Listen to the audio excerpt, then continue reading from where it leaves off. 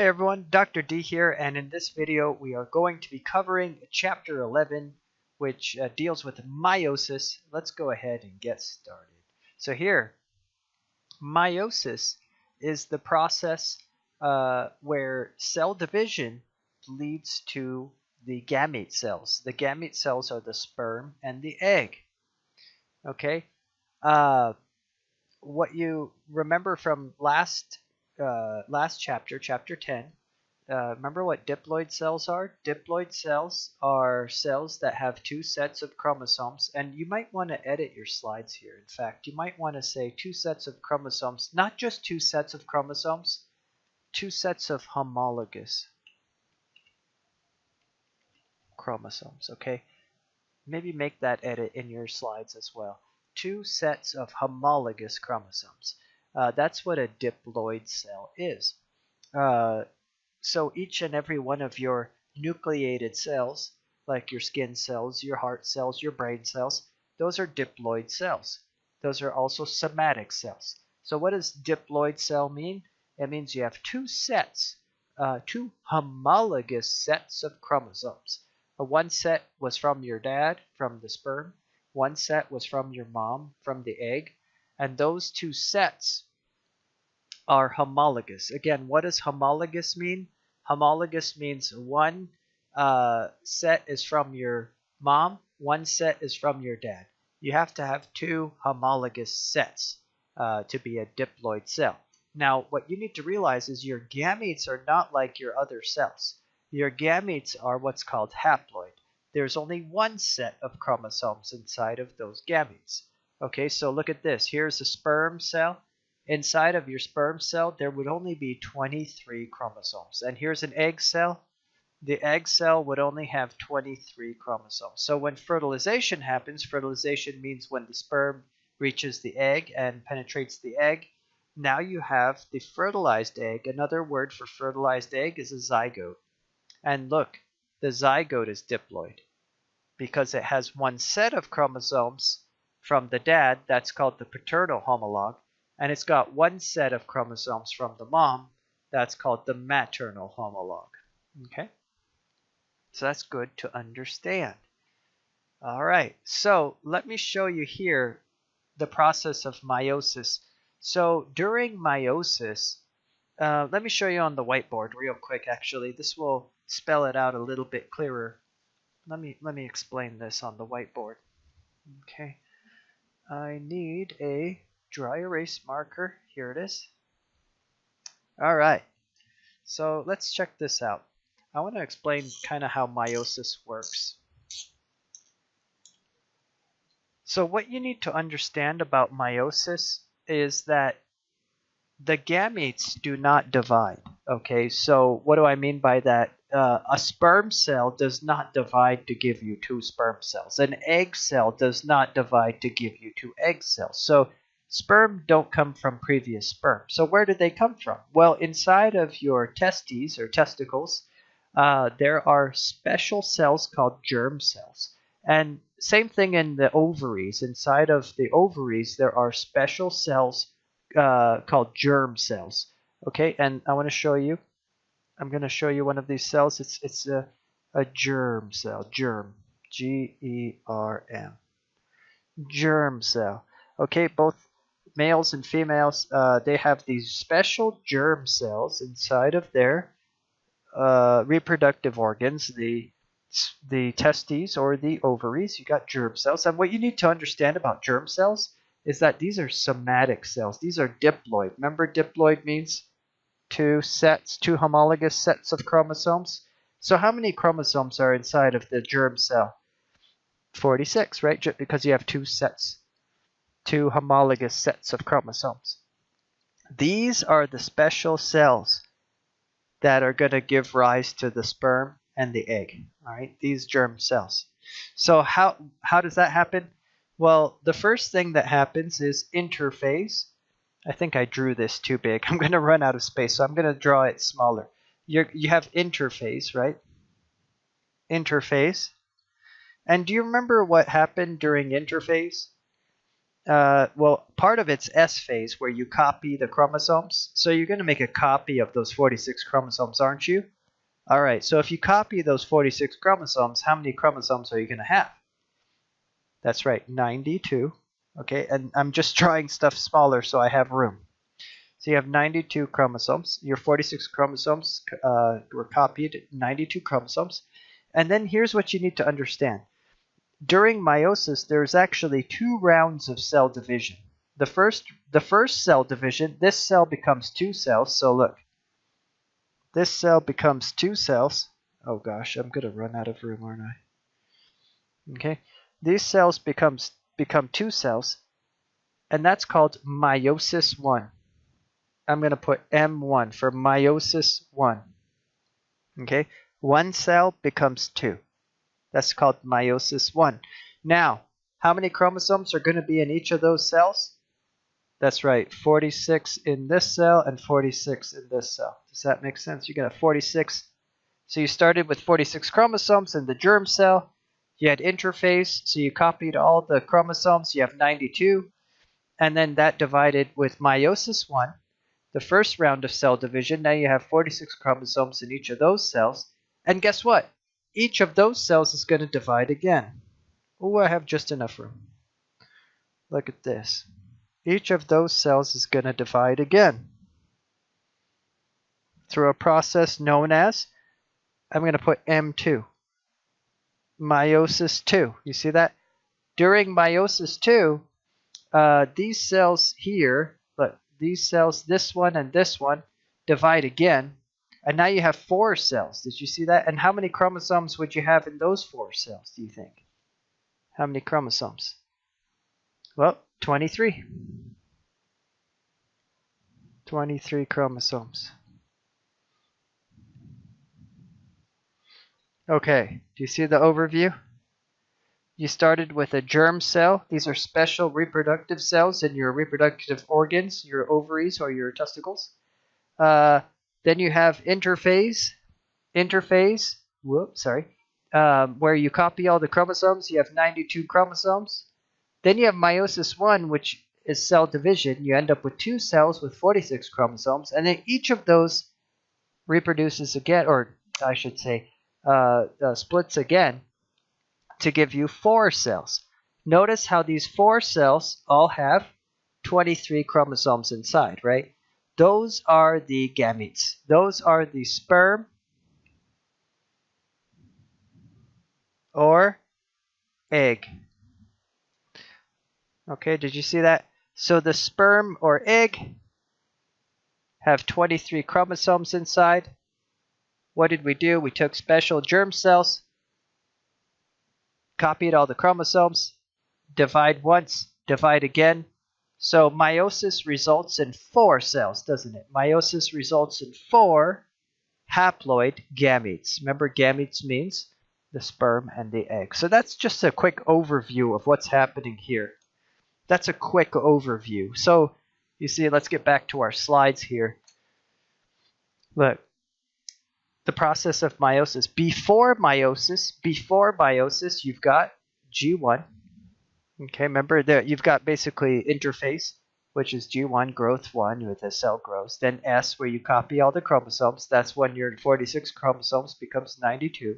And then you got G2, where the DNA starts to condense and the centrioles get replicated. Great.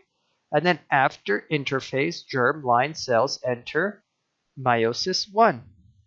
Okay, here's meiosis 1. That's the first cell division where the germ cell divides into 2. And this meiosis has its own prophase called Prophase 1, Metaphase 1, Anaphase 1, Telophase 1. And by the end of Telophase 1, your 1 germ cell has become 2 cells. Next, you hop into meiosis 2, where those 2 germ cells, well, I guess you wouldn't call them germ cells anymore. Those 2 cells divide again with their own prophase called Prophase 2, Metaphase 2, Anaphase 2, Telophase 2. See, you've copied the DNA once, but you've split the cell twice. So you end up with 4 cells with 23 chromosomes in each cell. Those are called the gamete cells. Those are the sperm. Those are the eggs. Okay, so let's take a quick look at what happens here during prophase 1. So let me tell you. So imagine if the germ cell underwent interphase. So it did G1, it copied all its chromosomes in S, and then it did G2. Okay. Then what's the next step? Now you have 92 chromosomes. We're ready for meiosis 1, right? Which starts with a prophase 1. Let's talk about what's happening during prophase 1. Let's talk about prophase 1. Look at prophase 1. This is a cell in prophase 1. What do you need to know about cells in prophase 1? Well, during prophase 1, the DNA has condensed and the DNA, the sister chromatids have formed, but something else is going on. Do you notice? Look closely here. Look closely here. Are the sister chromatids hanging out by themselves like in mitosis? Remember in mitosis, during prophase, the sister chromatids formed, right? What's forming here? Are these sister chromatids? Take a look. It's actually more complicated than that, doesn't it? It looks like the two red ones are hanging out with the two blue ones. So what is this structure? Let's discuss what the DNA is doing during prophase 1. It says here tetrads form. So what is a tetrad? Let me show you. This is a tetrad. Okay, this is a tetrad. The way you can think of it is sister chromatid pairs are attaching to homologous sister chromatid pairs. Did you follow that? Sister chromatids, the pair of sister chromatids will attach to the homologous pair of sister chromatids. What does that mean? So for example, do you remember, let me show you chapter 10 real quick. This will help you understand what's going on. I just need to find my chapter 10 notes. Oh, here they are. Let me open up chapter 10. Let me open up chapter 10. Remember chapter 10 here? Let me show you something. I just want to show you what I'm talking about. Do you remember this? Let me show you. Do you remember how you have 46 chromosomes in a normal cell? So a germ cell is no different. Your germ cells have 46 chromosomes. And then do you remember what we do after interphase? Do you remember, don't you copy every single chromosome? You make a copy of every single chromosome like this. So if this is chromosome 1 from the dad, you're going to copy it. And you're going to have 2 chromosome 1s from the dad. If this is chromosome 1 from the mom, you're going to copy it. And you have 2 chromosome 1s from the mom. You see that? And those are called sister chromatids. So for example, again, if this is chromosome 1, now you have 2 chromosome 1s from the dad. If this is chromosome 1, now you have 2 chromosome 1s from the mom. Well, do you know what a tetrad is?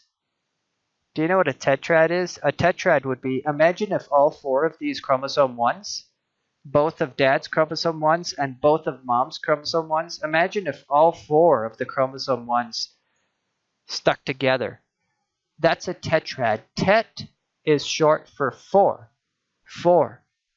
So tetrad is 4 of these sister chromatids all stuck to one another. Does that make sense? And the same thing would happen for all the chromosomes. So for example, if this was I don't know, I'm just going to make up. If this was chromosome 18, look, if this was chromosome 18 from the dad, and that's chromosome 18, the homologous chromosome 18 from mom, when those copy themselves, now you have 4 chromosome 18s, right? All of those chromosome 18s will come together as a tetrad. That's what a tetrad is. So you see, do you remember in mitosis, did tetrads form during prophase? No. Remember during mitosis, the prophase, sister chromatids formed, and that was it. Remember that? But what's happening during? Oh gosh. Okay. Okay. What's happening during prophase 1 of meiosis? It's more than just sister chromatids forming, isn't it? Take a look. Take a look. Okay. Now look. Tetrads form. Tetrads form. You see? So what does that mean? Like, for example, again, if this was dad's chromosome 1, that's another copy of dad's chromosome 1 right next to it. Those are the 2 blue ones. They're attaching to mom's chromosome ones, the 2 red ones, as a tetrad. And why does this happen? Why does this happen? Well, because of the next step. You know what's going to happen? Imagine if I cut this tail. You see this? Imagine if I cut this tail on this sister chromatid. And imagine if I cut that tail. And then imagine if I swap them around. Imagine if I could swap them around. Okay? That's called crossing over.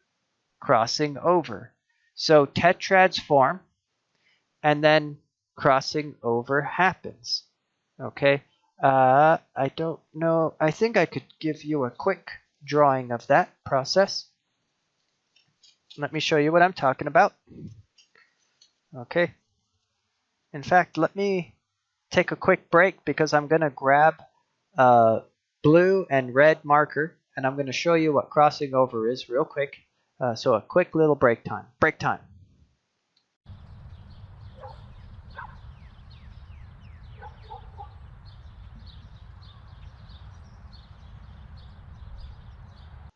All right, welcome back. Welcome back from break time. I did find the whiteboard and my 2 markers, and I have drawn up a tetrad, which, remember, a tetrad is a pair of sister chromatids connected to the homologous pair of sister chromatids. So during prophase 1, tetrads form. And the reason tetrads form is because they're about to exchange genetic information. Okay? Part of this chromosome, okay, if you can see what I'm doing, let me make sure you can see. Look, during prophase 1, a process known as crossing over occurs. Tetrads form, and then crossing over happens. Look at this. Part of that chromosome is cut. Part of the homologous chromosome is cut. Okay? They're literally cut and exchanged. All right? So you exchange the ends of the chromosomes, but only for one sister. Only one sister exchanges with one other sister. Okay? Both sisters do not exchange. So now this red sister has a portion of the blue sister. They've exchanged genetic information. And the other sister has a portion from the other homolog, the red homolog. Okay? So you see there? Tetrads formed. Crossing over happened. Now, take a look at those 4 chromosomes. Are any of them identical anymore after crossing over happens? Are any of these 4 identical anymore? Nope. They are all genetically different, aren't they? So what did crossing over accomplish? Crossing over increased genetic variability, right? Instead of having 2 identical sister chromatids for each homolog, now you have 4 non-identical sister chromatids, all right? 4 non-identical chromosomes, you could call it, okay? So that's what's happening during prophase 1. Let's go back to our notes. Check it out. During prophase 1, tetrads form, and crossing over happens between homologs. Okay? Now we're ready for metaphase 1. Remember metaphase? The chromosomes line up at the center of the cell. Look at this. The chromosomes are lining up at the center of the cell. Okay? And actually, I might ask you on the exam, what's actually lining up at the center of the cell? And the answer would be, these are tetrads. The tetrads are lining up down the center of the cell. Okay, tetrads line up down the center of the cell. Now, keep in mind, this is not a great picture because crossing over has happened, and they're not really showing the crossing over. They didn't show the red tip on the blue chromosome and the blue tip on the red chromosome, but it's there. Okay, now here's a question. How come they're showing you 8 different cells here? How come they're showing you 8 different cells here? Okay, well, the answer is because each of the tetrads can arrange themselves. Each of the tetrads can arrange themselves one of two ways. You see, look at this. You could either, like this, let's say this is tetrad for chromosome 1. The paternal chromosomes can arrange themselves on the left or on the right. You see, and there's a 50-50 chance that the blue chromosomes will be on the left, and there's a 50-50 chance they'll be on the right. Then the next chromosome, there's a 50-50 chance the blue chromosomes will be on the left, and there's a 50-50 chance the blue chromosomes will be on the right. So what you need to understand is this tetrad has a 50-50 chance of being arranged with the blue ones on the left or the blue ones on the right. The next one has a 50-50 chance.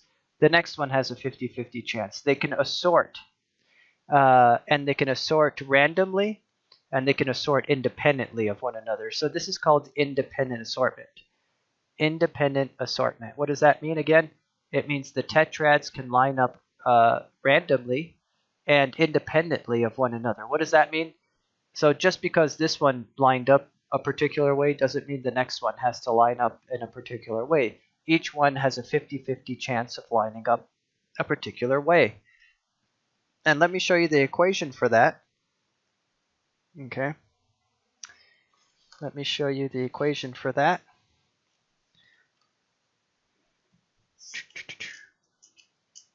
The equation is 2 to the power of n. N being the number of chromosomes. So here we have 3 different chromosomes in this picture. So it would be 2 to the power of 3. 2 to the power of 3 is 8. There are 8 ways for those tetrads to arrange themselves via independent assortment. Why do we want to do that? Why do we want to arrange ourselves randomly like this? Well, because we're trying to further increase genetic variability. Okay, we're trying to further increase genetic variability. By the way, do humans have only 3 different chromosomes? Nope. Humans have 23 different chromosomes. So the number of ways our tetrads can line up during metaphase 1 with independent assortment, the number of ways our tetrads can line up is 2 to the 23, which is actually somewhere above 8 million. 8 million different ways. Actually, it's more than 8 million. It's 8 point, I think 3. I could be wrong, but it's above 8 million different ways that our tetrads can line up. And you see, between independent assortment, where the tetrads line up randomly, and crossing over, where the sister chromatids exchange genetic information with homologous sister chromatids, if you count all that, there's just almost infinite ways to shuffle genes around. And that's what meiosis is trying to accomplish.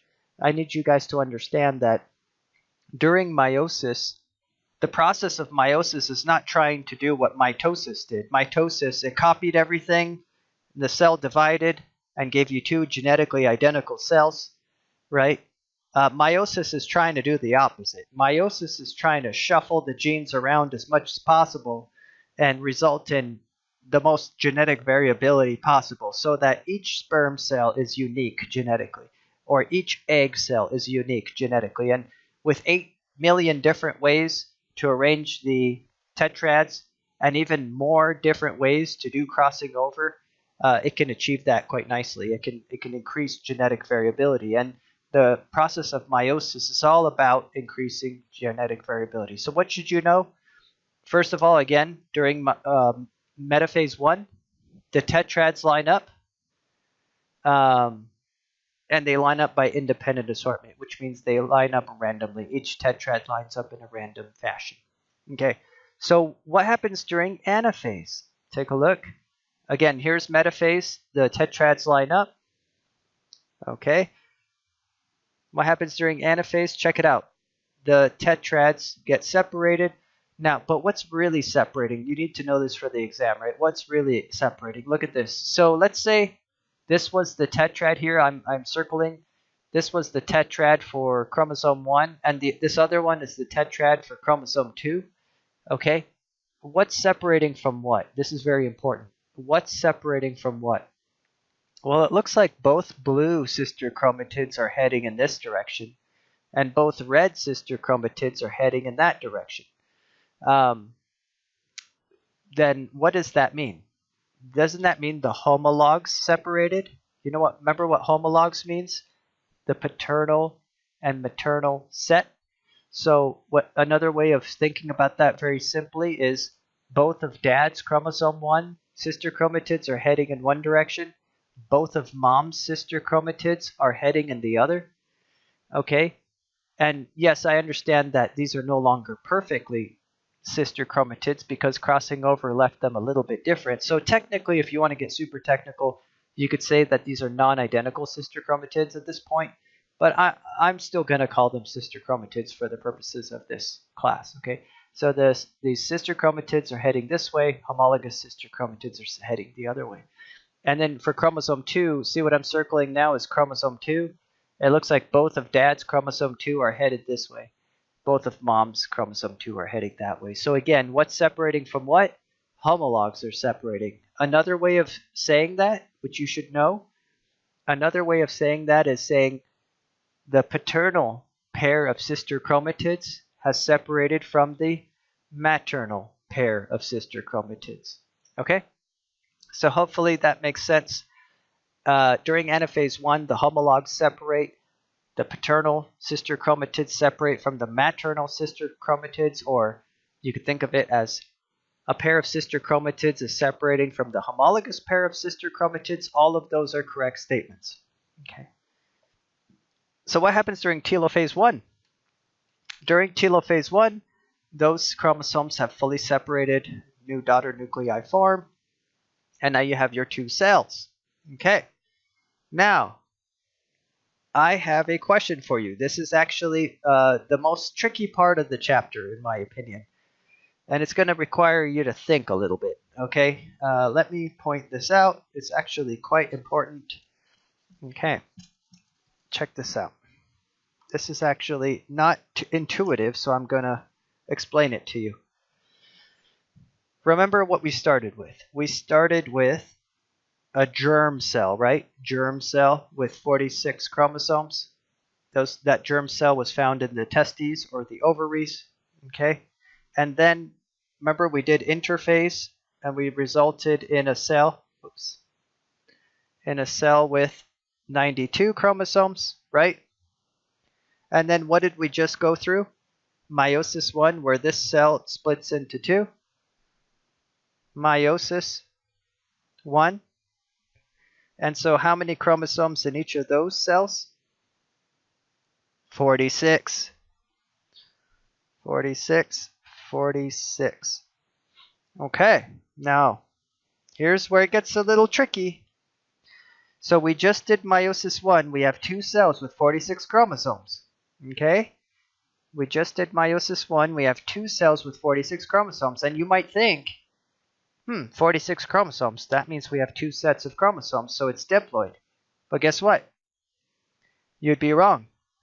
These cells aren't diploid, even though, yes, they do have two sets of chromosomes. Let me explain. Take a look at these cells. Look at these cells here in telophase.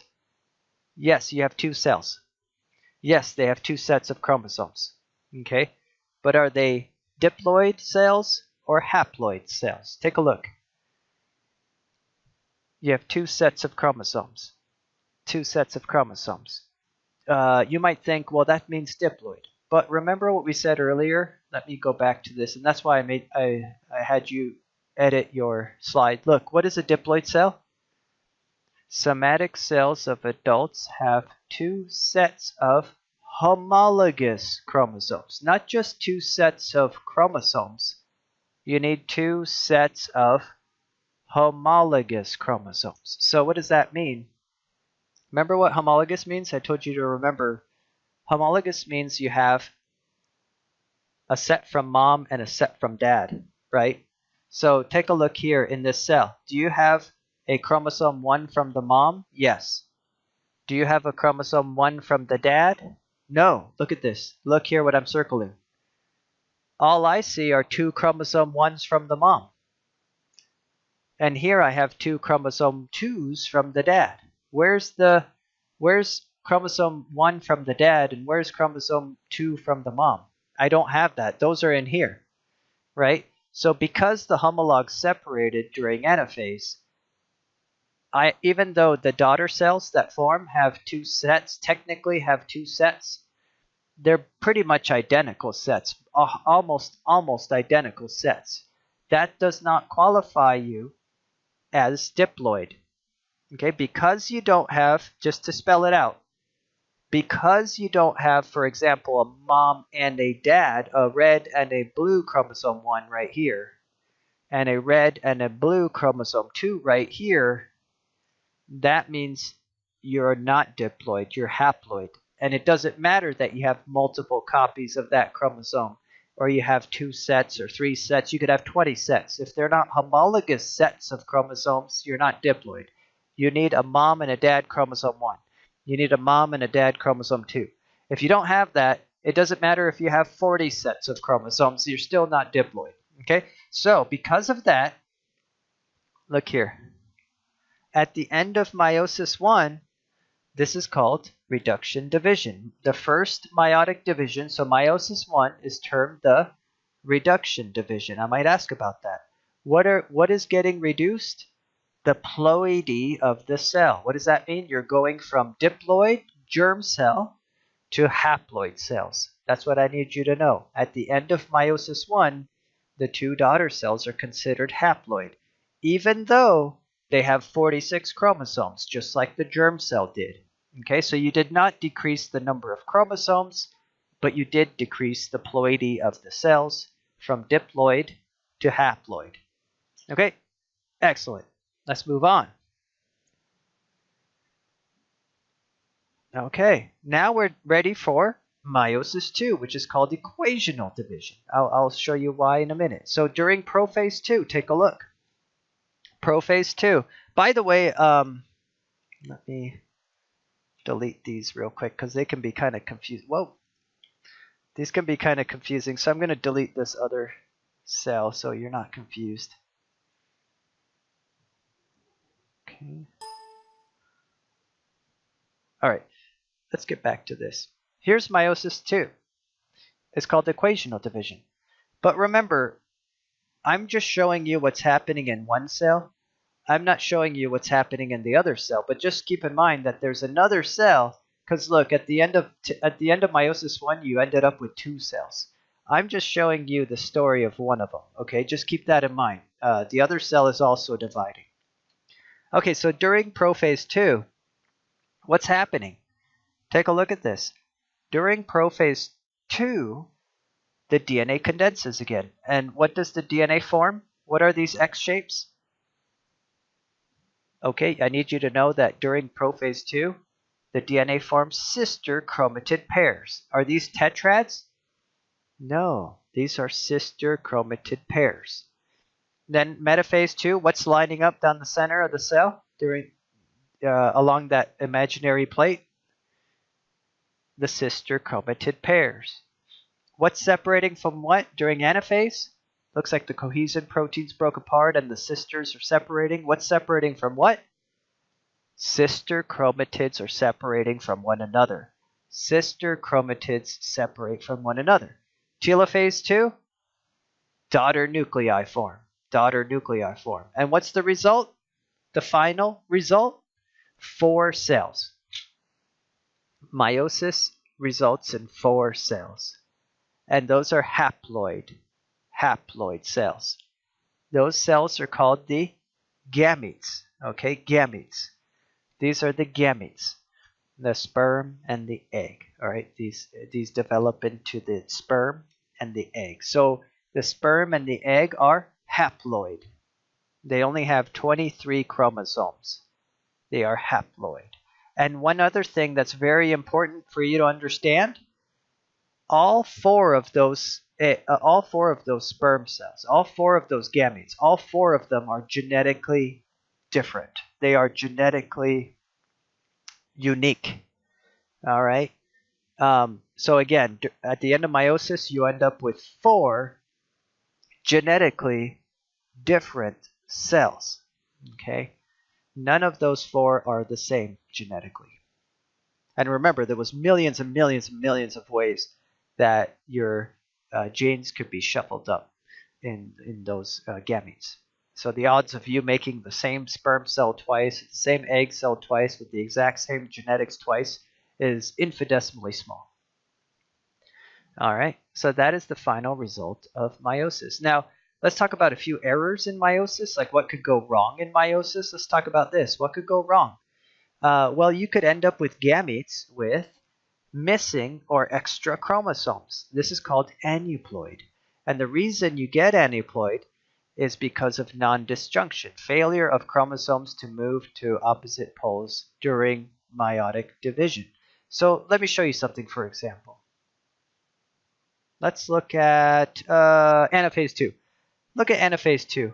You remember the sister chromatids lined up, and then you see the sister chromatids separated from one another, right? The sister chromatids separated from one another. Well, what if they didn't separate correctly? Like, okay, let's talk about chromosome 1. Like, this is chromosome 1. What if both of the chromosome 1s went in one direction, and 0 of these chromosome 1s went to the other direction?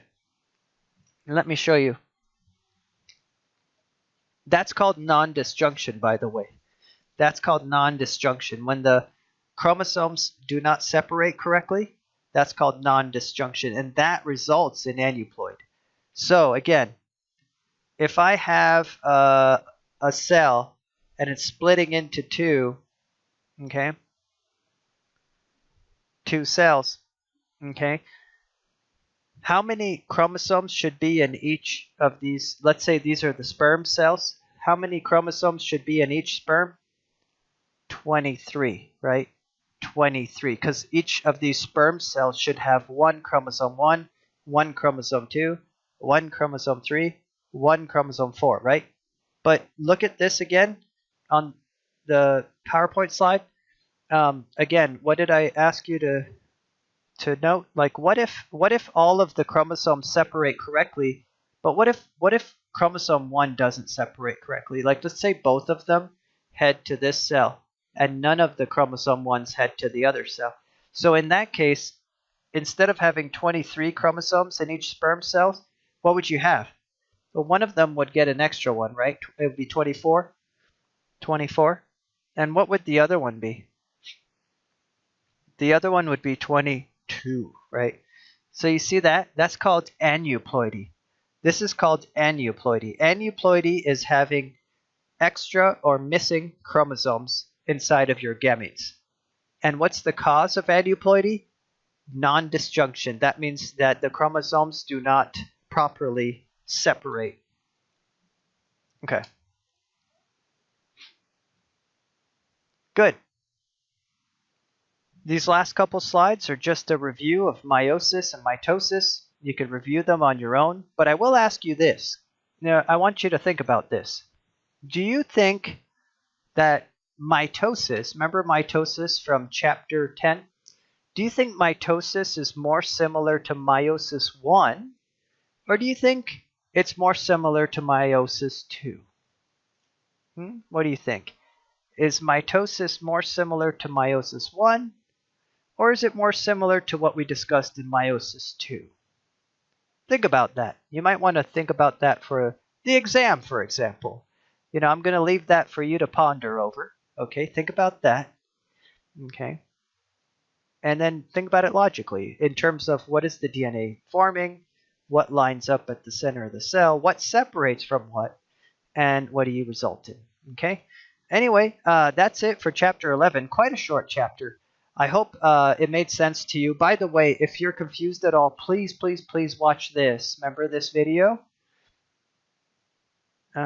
This video right here in your PDF. Go ahead and click that. There's a whole nother video where I explain meiosis step by step very clearly. So please watch that. Okay, I hope it all made sense to you. Let me know if you have any questions, and I'll see you next time.